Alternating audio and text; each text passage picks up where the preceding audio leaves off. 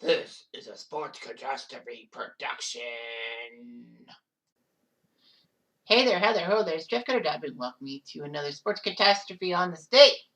And on this day, October the 4th, 1987, 35 years ago at the point of this recording, the Toronto Blue Jays had finished one of the worst choke jobs in Major League history. Last month, I talked about the 1964 Philadelphia Phillies choke job, but now I figured I might as well talk about the 1987 Blue Jays choke job because, that's a reminder of things when I read Blue Jay history books and all that. All right, so the offseason saw Dennis Lamp get released by the Blue Jays. Not really the smart thing to do. And then the Blue Jays traded Damaso Garcia, got rid of him finally to Atlanta for Craig McMurtry, and then Ron Shepard was released by the Blue Jays. So the Blue Jays went into the season with notable moves. Bill Caldwell was finally released by the Blue Jays. The Blue Jays didn't really have a good baseball draft. Gary Lavelle was released by the Blue Jays. That's when the Blue Jays bet their future on Caldwell and Lavelle before the 1985 season because they were notoriously bad for pitching in the bullpen. The Blue Jays then traded away Oswaldo Peraza and a player to be named later, who was Jose Mesa. Yes, that Jose Mesa, I think, right? Yeah, that Jose Mesa, who was the closer for Cleveland in the 90s, to Baltimore for Mike Flanagan. The Blue Jays had a want for a good pitcher like Mike Flanagan, and they needed someone for the pennant stretch to help the Blue Jays win the AL East and all that. The Blue Jays would make a minor league trade in September of 87, which meant that the players couldn't be on the postseason roster. Mike Sharperson went to Los Angeles for Juan Guzman. So the Blue Jays got Juan Guzman in that deal. So when you look at 1987 and the players who were on that team, you had John Cerruti, who's now deceased, unfortunately, Jim Clancy, who was an original Blue Jay, part of the expansion draft, Mark Eichhorn, the side armor, Mike Flanagan, played a while, Don Gordon, Tom Hankey, yeah, that's why the Blue Jays got rid of Lavelle and Caldwell, because they had Tom Hankey, who they picked up in a Rule 5 draft and did much better than everyone else. Joe Johnson, not the Arkansas basketball player. Jimmy Key.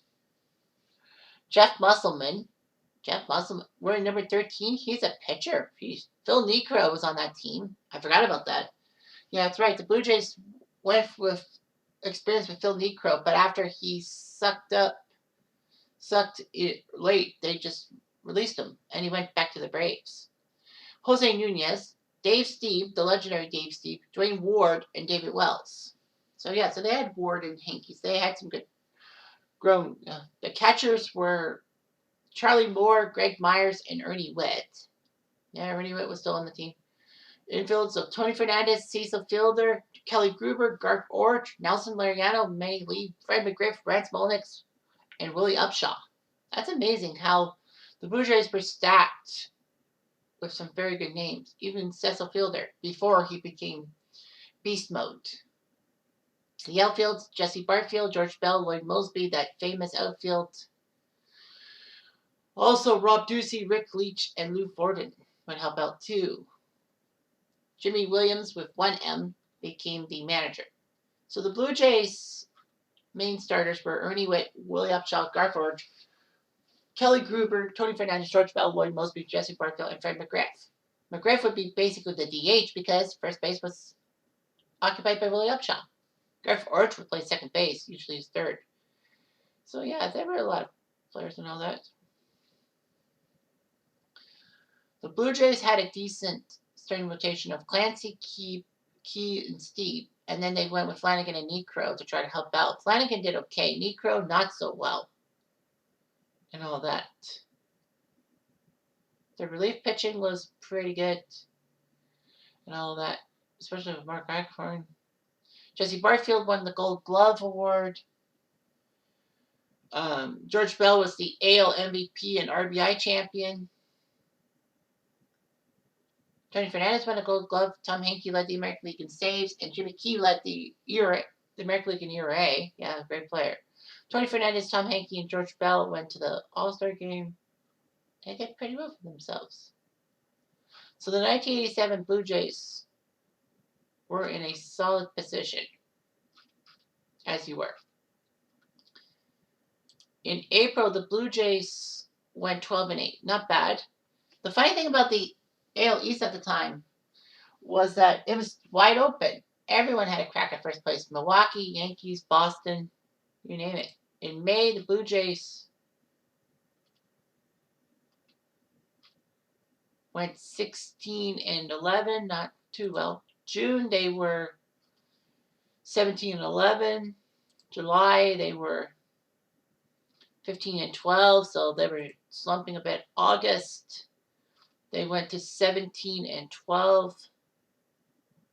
And then came September and October. In September, that's when they hit their stride. They were 19-9. So September, they looked pretty good. They were actually 19-5. But there were some terrible games. For one thing, in the first game of the 4-game set at home to the Tigers, September 24th, 1987, with the Blue Jays winning thanks to Flanagan's fantastic efforts, they decided to.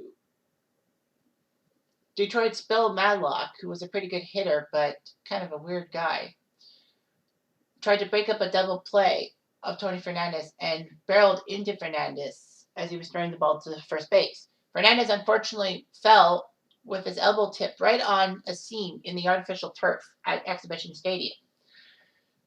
It bruised him. Madlock actually said that he was proud of what he did, which was plain stupid. I mean, why would you do that? So the Blue Jays were playing the Tigers on Major League Baseball Game of the Week on NBC.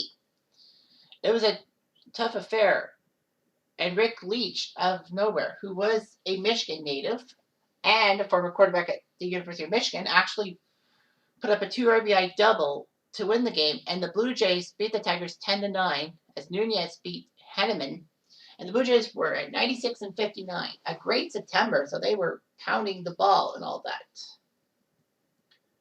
So they were happy as can be. The only problem was, little did people know that that September 26th game was the last time the Blue Jays would win in 1987. In the 13th inning, the Blue Jays,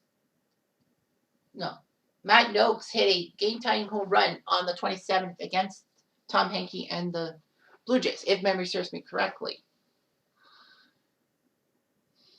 So, yeah, that was not really the best thing around, but yeah, the Blue Jays were trying their best to play for the money, if you will. Oh, but I apologize. I'm just trying to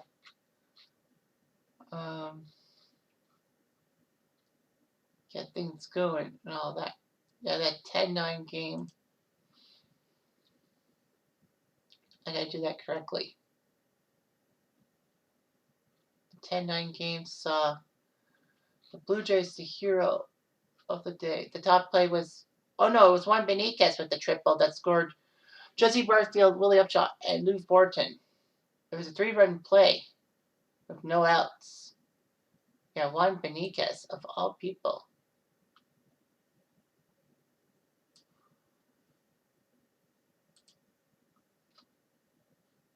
So that was a key moment for the Blue Jays.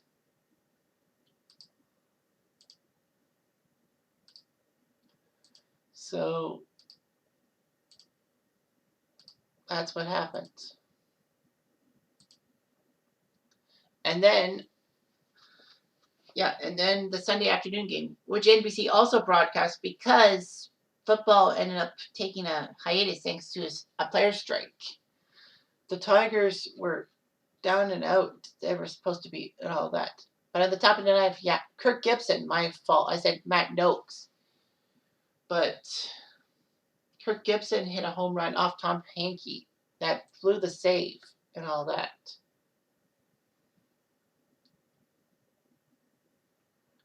The Blue Jays actually had the bases loaded, but Fred McGriff hit a fly ball to Gibson, so it didn't work out that well. So yeah, so McGriff did his job.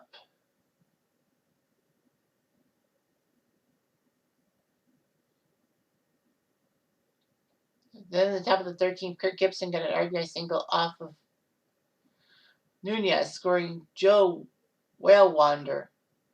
What a weird name. But the Blue Jays ended up losing that game. The Blue Jays would then stay home and face the Milwaukee Brewers in a 3-game series. So they still had a 3.5-game lead with 7 to play.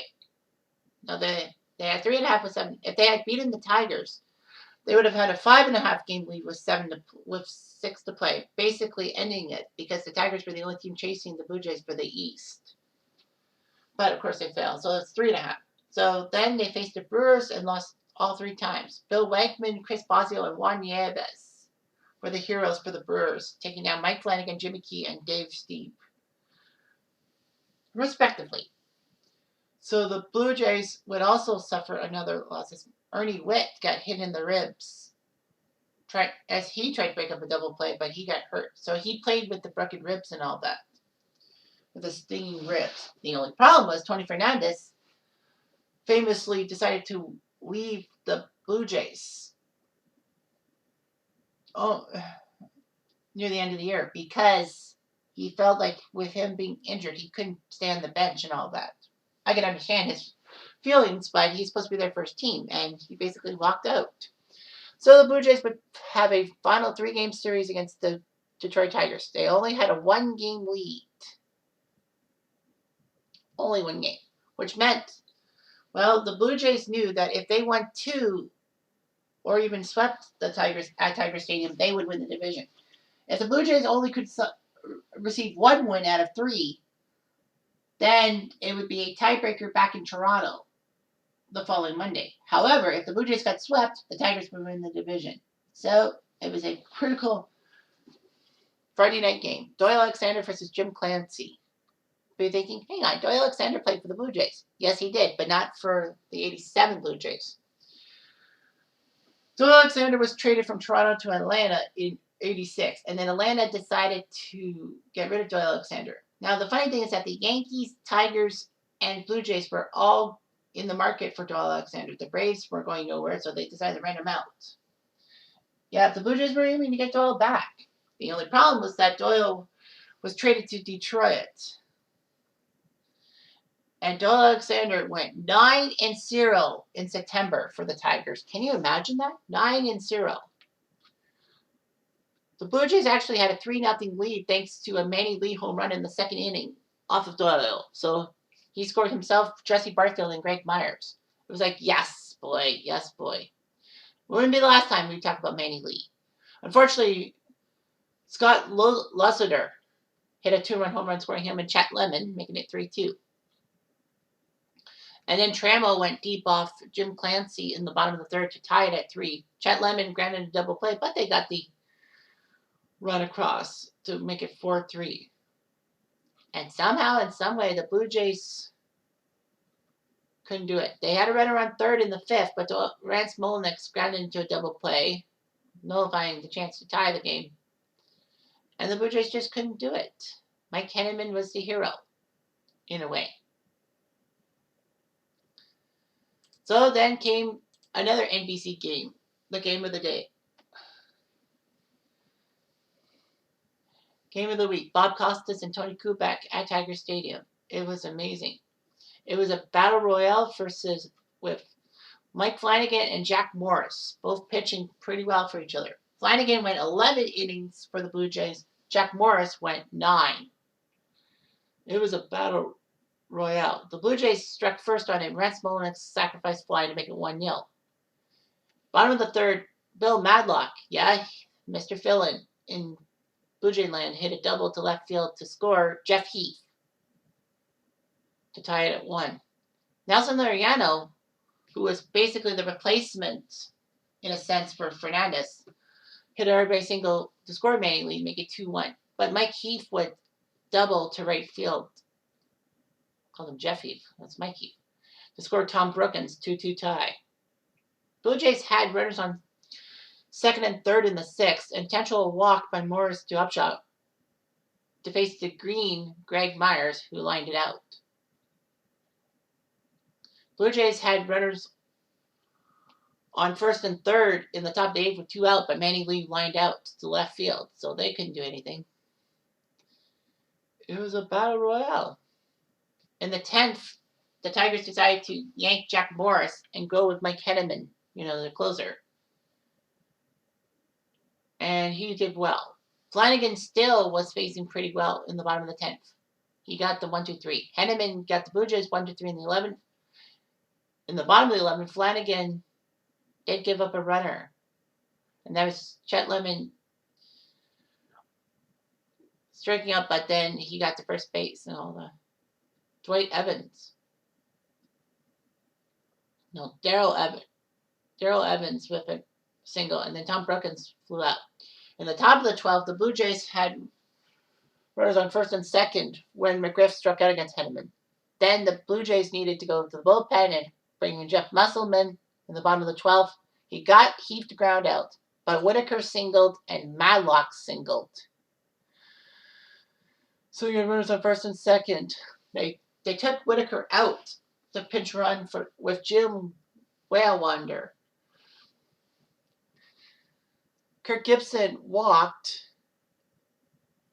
unintentionally, making Mark Alcorn face Alan Trammell. And Trammell hit a ground ball that looked like a double play for Manny Lee to go 6-4-3 and get them to the 13th, but it slid right through Manny Lee's legs. What is it about balls going through legs? Bill Buckner, Leon Durham, now Manny Lee.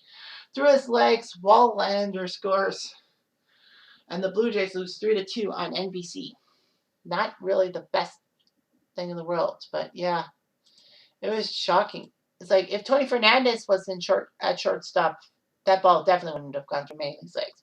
So it's down to a 1-game match, winner take all, on ABC. Blue Jays would send Jimmy Key to the mound against Frank Tanana of the Tigers. If the Blue Jays won, it's a 1-game playoff back in Toronto on the Monday afternoon. If the Tigers win, they win the division. And it was a 1-0 win for the Tigers. The Blue Jays got not 1, but 6 hits off of Tigers pitching. And for some strange reason, they out-hit the Tigers 6-3, but they still lost game 1-0. Thanks to one big swing of the bat in the second inning by Larry Herndon. Coming up second in the bottom of the second, he touched off Key to make it 1-0. By the way, Alan Trammell was the only other guy. No, sorry, Lou Whitaker was the other guy to get a hit off of Jimmy Key. It's hard to believe. The Blue Jays had their chances. Top of the 5th, they got taken out on a ground ball. Laureano hit a ground ball out. Runner on third base for Jesse Barfield in the top of the 8th. And then he grounded out. So it just didn't work out. The Blue Jays just couldn't do it with runners in scoring position, as it seemed. And Frank Tanana went the whole way. Tigers win 1-0. And the Blue Jays shot themselves in the foot and lost that game. It was amazing. And for how good George Bell was winning MVP in the AL, he didn't really deserve it. And this is coming from a Blue Jays fan, because Bell was just putrid with the bat. Whereas Alan Trammell, who took second in the MVP voting, was great down the stretch, and he deserved the MVP more than George did. So the Tigers went on to get demolished in the ALCS by the Minnesota Twins, who then win the World Series in 7 games against the Cardinals. The Blue Jays would have drama coming into the 1988 season, not only because of their big choke job, but because George Bell refused to play DH. He wanted to play left field, despite the fact he wasn't the best defensive player out there. So he basically was whining and complaining and all that. And the Blue Jays almost got rid of George Bell in the 88 season. But he had 3 home runs on opening day 88, so all was forgiven for the time being. The Blue Jays would have a bad 88 season, but in 89, they would win the division on the second last day of the season, taking care of business at home against the Baltimore Orioles. So, yeah, the Tigers would be the same again. And, the guy who they traded to Atlanta to get Joel Alexander? No big deal. Some guy by the name of John Smoltz. Makes you think, doesn't it? Anyway, thanks for watching this long diatribe about the Toronto Blue Jays. I'm Jeff Diamond. I do.